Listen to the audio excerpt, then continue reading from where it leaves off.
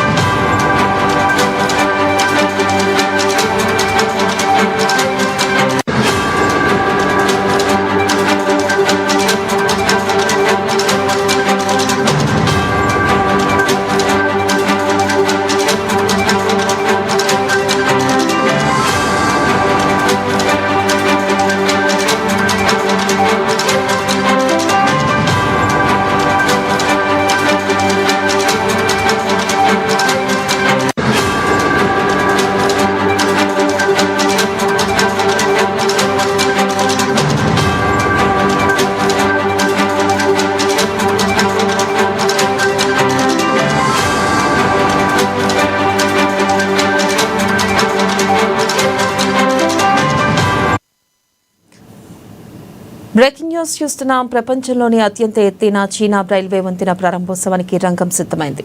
ప్రధానమంత్రి నరేంద్ర మోదీ ఇవాళ ఈ వంతెనను దేశంలోనే మొట్టమొదటిసారిగా తీగలతో అనుసంధానించిన అంజీ రైల్వే వంతెనను ప్రారంభిస్తారు.